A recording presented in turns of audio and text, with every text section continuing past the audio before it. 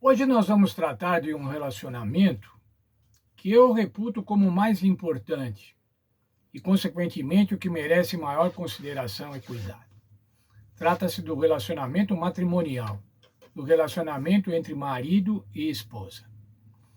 Assim, considerando essa importância, encontramos no Novo Testamento várias instruções inspiradas pelo Espírito Santo e que devem ser praticadas pelos cônjuges.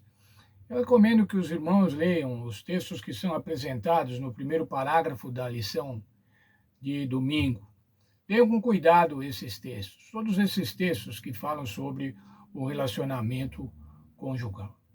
Qual que é o ensino do apóstolo Paulo, então, apresentado em Colossenses, no capítulo 3, versos 18 e 19?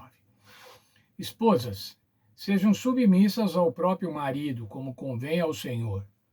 Maridos, amai as vossas esposas e não a trateis com amargura. Por que essa questão, irmãos? Por que a Bíblia diz que a mulher deve ser submissa ao marido? O que é essa submissão? Na Bíblia, irmãos, e diante de Deus, o marido é considerado o sacerdote do lar. Ele é o responsável espiritual pela família. Ele é o responsável pela boa espiritualidade do lar, que vai afetar a esposa e que vai afetar os filhos. Nessas condições, então, irmãos, como convém ao Senhor, diz o verso, a esposa deve estar sujeita ao marido. Mas vamos ainda caminhar um pouco nesse conceito. Verso 19 diz assim: marido, amai a vossa esposa e não a trateis com amargura. Isso quer o seguinte: o marido não deve nunca exercer um domínio tirânico, mas deve amar, deve demonstrar amor, deve praticar amor relativamente à sua esposa. Veja o parágrafo da nossa lição. Alguns homens citam este texto, esposas, que cada uma de vocês se sujeite ao seu próprio marido, e param por aí. Mas observe a importante condição que Paulo apresenta, como convém ao Senhor. O Novo Testamento, em momento algum, ensina que as mulheres devem se submeter a todos os homens, nem que a esposa seja subserviente, atendendo sem critério a todos os caprichos e desejos do marido. A lealdade da esposa é primeiramente ao Senhor e depois ao marido. A individualidade da esposa não deve ser apagada pelo marido, nem ele pode servir de consciência para ela. No livro de Efésios, o apóstolo Paulo também ensina sobre esse relacionamento familiar, esse relacionamento matrimonial. Efésios 5, versos 22 a 25 e também o verso 23. Sejam submissas como se fosse ao Senhor. O marido é a cabeça da esposa, como Cristo é a cabeça da igreja. Veja, como Cristo é a cabeça da igreja, o Senhor Jesus Cristo era a cabeça da igreja, mas o Senhor Jesus Cristo amou a igreja e deu a vida por ela. O texto ainda de Efésios diz assim: maridos, amem suas esposas como Cristo amou a igreja e deu a vida por ela. O Senhor Jesus era o líder, era o cabeça, mas ele estava disposto a sacrificar-se pela igreja. Assim como o marido deve estar disposto a sacrificar-se pela esposa. Essa é uma liderança servidora. A liderança à semelhança da liderança do Senhor Jesus Cristo. O amor de Cristo pela igreja ao se entregar por ela ilustra como o marido deve amar a esposa. Ele será fiel, não importa o custo. Decidirá sempre o que for melhor para a esposa. O amor assim torna mais fácil para a esposa obedecer ao mandamento de Deus de respeitar o marido. Se o marido for absolutamente servidor, absolutamente amorável, amoroso, provedor, não vai ser difícil para a esposa obedecer. Não deve ser difícil para a esposa receber a liderança do marido com alegria. Ainda lá em Efésios, o apóstolo Paulo diz assim: o marido deve amar a esposa como a si mesmo. Como é que nos amamos a nós mesmos? Como é que gostamos de ser considerados? Como gostamos que os nossos desejos sejam satisfeitos ou que as nossas opiniões sejam aceitas?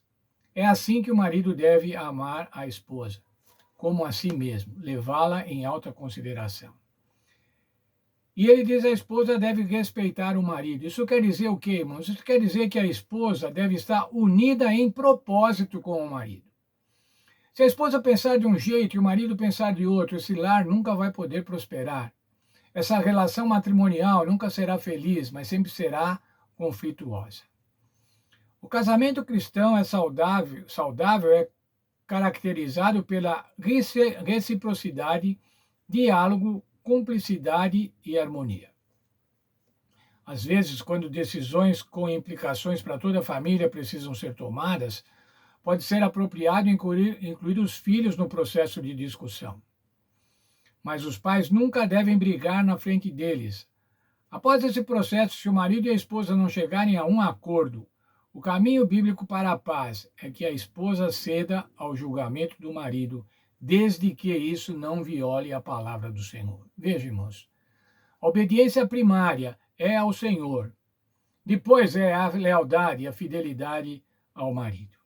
Igualmente, a maioria dos maridos, se não todos, pode se lembrar de momentos felizes em que seguiu os conselhos da esposa. Quanto mais o marido e a esposa cooperarem, mais feliz será o casamento. Sem a cooperação integral dos cônjuges, o casamento nunca será um lar feliz. Mas nós falamos agora em diálogo, reciprocidade, cumplicidade e harmonia. Vamos desenvolver um pouco esses conceitos. O que é o diálogo, irmãos? O diálogo é o processo de comunicação.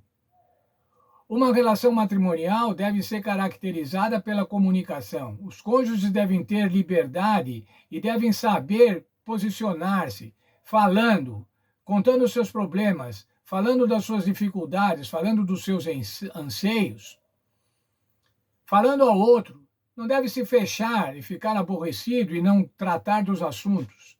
Devem ser tratados, os assuntos devem ser tratados, devem ser comunicados, deve haver diálogo. Também deve haver reciprocidade. O que é essa reciprocidade? O que ambos os cônjuges devem fornecer? Deve fornecer reciprocidade afetiva. Ambos devem ser afetuosos. Marido e mulher devem ser afetuosos. Deve haver reciprocidade emocional, espiritual. Deve haver também reciprocidade íntima. Na sua intimidade, esposas e maridos devem se entregar, devem ter reciprocidade íntima. Deve também ter reciprocidade nos serviços. Nos trabalhos domésticos, devem ter reciprocidade financeira. Hoje, irmãos, muito mais do que nos tempos de Paulo, a mulher exerce um papel importante nas finanças da casa também, às vezes um papel até determinante. Marido e mulher devem tratar dos assuntos financeiros com seriedade, conversarem sobre esses assuntos. Lembre-se, eles são uma sociedade e devem então tratar juntos, devem ter reciprocidade financeira. Deve haver cumplicidade. Como é essa cumplicidade? Essa cumplicidade é o companheirismo, é a amizade. Novamente eu vou dizer, é a intimidade. É a solidariedade. Também deve haver harmonia. Como é que é essa harmonia? Deve haver equilíbrio nas decisões, deve haver concordância e deve ser buscada a paz. O lar cristão deve ser um testemunho do lar celestial. O plano de Deus para os lares, irmãos, o plano de Deus para as famílias é que elas fossem felizes. É que marido e mulher fossem felizes. Veja quando o Senhor falou, vamos fazer uma mulher para Adão, para que ela seja correspondente, para que ela seja ajudora, para que ela esteja no mesmo status. É assim que deve ser o relacionamento entre marido e esposa. Eu estou casado há 52 anos, irmãos, e considero isso uma bênção, uma grande bênção. Estar casado há todo esse tempo. O plano de Deus é assim, irmãos. O plano de Deus é que os casamentos durem para sempre. Que o casamento seja uma relação perpétua, uma relação fiel, uma relação feliz. E eu quero, ao concluir o estudo de hoje, desejar para todos vocês que tenham casamentos felizes. E se você ainda não tem um casamento totalmente feliz, vá buscar na palavra de Deus. Vá buscar na palavra de Deus conselhos para que esse casamento seja feliz. Se você tem sido um marido duro, um marido que tem se apresentado de maneira dura, fazendo com que a esposa fique amarga, fique triste. Mude o seu pensamento. Se você também tem sido uma mulher que não tem cooperado com a felicidade do lar ou com a felicidade do marido, avalie quais as atitudes você deve tomar, quais atitudes você deve mudar. Mas lembre-se, se o teu lar não é feliz, não é por conta do plano de Deus. O plano de Deus é que os lares sejam felizes. O plano de Deus é que maridos e mulheres sejam felizes. Que Deus abençoe vocês e que tenha um lar feliz, conforme o plano de Deus.